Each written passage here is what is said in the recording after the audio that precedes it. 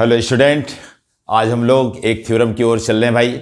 और इस थ्योरम को आप सभी शायद जानते होंगे, लेकिन इसका कॉन्सेप्ट आप क्लियर कैसे इसको प्रूफ करेंगे। Show that the exterior angle of triangle equal some of interior opposite angle of triangle. ये आपको प्रूफ करना है और आप देखें किस तरीके से इस थ्योरम का यूज़ करते हैं हम लोग। और ये बहुत ही इंपॉर्टेंट थ्योरम है बेटा, क्योंकि इसकी ज़रूरत हर कॉम्पिटिटिव एग्जाम, आपके यूपी बोर्ड, सीबीएसई बोर्ड, हर जगह इसकी ज़रूरत पड़ती है। बीच बीच में ऐसे क्वेश्चन पुटअप होते हैं जिसमें आपको इसकी आवश्यकता पड़ती, रिक्वायरमेंट्स पड़ती है। तो देखो बेटा, एक्सटीरियर एंगल ऑफ ट्रायंगल। अब यहाँ पर देखो, सबसे पहले एक्सटीरियर एंगल है कौन, जिसको आप बहिष्कोण कहते हो। क्या कहते हैं? बहिष्कोण। एक्सटीरियर एंगल बेटा, इस ट्रायंगल ABC का एक्सटीरियर एंगल कहलाता है कौन? Angle ACD। कौन है? एक्सटीरियर एंगल आपका कहलाता है बेटा कौन? यहां पर एंगल ACD, ये आपका एक्सटीरियर एंगल है। अब ये होता क्या है? Sum of opposite angle of triangle. तो अब आप देखो, इसके अपोजिट में कौन कौन से ट्रायंगल है, उसकी किसके किसके सम के होता है। तो यहां पर देखो, ये इसके अपोजिट में आपका एंगल आता है A और दूसरा एंगल आता है B। तो आपको ये प्रूफ करना है exterior angle of triangle ACD equal, देखो बेटा ये प्रूफ करना है क्या, ध्यान दें, angle ACD equal angle BAC plus angle ABC। ये आपको प्रूफ करना है। यानी कि ये जो आपका एक्सटीरियर एंगल है वो इन दोनों के योग के, इन दोनों के सम के इक्वल होता है, ये आपको डेरिवेट करना है। तो आप देखें कैसे इसको करेंगे भाई। सबसे पहले तो आप एक कॉन्सेप्ट ले लो भाई। कौन सा concept? Sum of angle of triangle. Sum of angle of triangle equal होता है बेटा कितना? 180 डिग्री। ये आपका बेसिक आपका थ्योरम है, ठीक है। तो सबसे पहले आप देखो बेटा, इसमें क्या ले लेंगे? Sum of angle of triangle equal 180 degree. अब देखो, sum of angle of triangle इन इंटीरियर एंगल कह सकते हो, उसको क्लियर किया। लेकिन अब अगर आपने ट्रायंगल कह ही दिया तो इसका मतलब है कि इंटीरियर एंगल ही वहां पर ऑलरेडी होगा।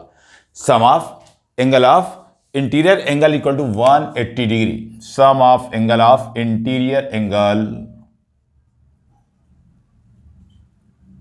Equal 180 degree. इसका मतलब हो गया बेटा क्या? Angle ABC plus angle BCA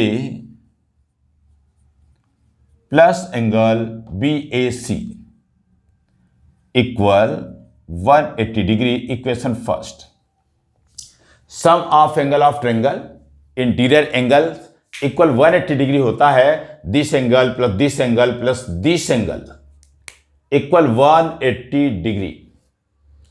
ये तो क्लियर है। अब दूसरा थ्योरम यहां पर क्या लेगा? Linear pair theorem. यहां पर देखो बेटा, BCD is a straight line. BCD is a straight line, यानी A एक सरल रेखा है, straight line. Therefore angle ACB, यानी this angle, angle ACB plus angle ACD, angle ACD equal 180 degree. ये कौन सा थ्योरम बेटा? यहां पे लीनियर पेयर थ्योरम, ठीक है, या लीनियर पेयर कॉन्सेप्ट इसको कहते हैं। तो अब आप देखो भैया, त्रिभुज के तीनों कोणों का योगफल 180 अंश, और अगर ये स्ट्रेट लाइन है, एक सरल रेखा है BCD, तो इनका सम भी 180 डिग्री होगा।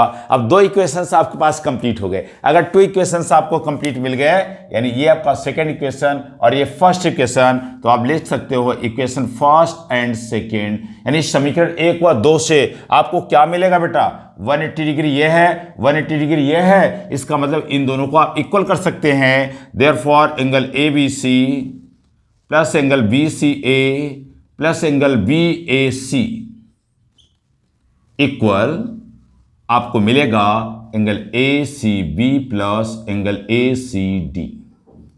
अब जरा सा ध्यान देंगे, यहां पर देखो बेटा, कॉमन एंगल कौन सा है जो कैंसिल होगा दोनों तरफ? ये एंगल आपका C और ये एंगल ऑफ C, ACB कहो या BCA कहो, ए सी बी कहें या बी सी ए कहें, दोनों बात एक ही होती है, एंगल सी की ही बात हो रही है यहां पे, इसलिए this angle equal to this angle, यानी कैंसिल हो जाएंगे।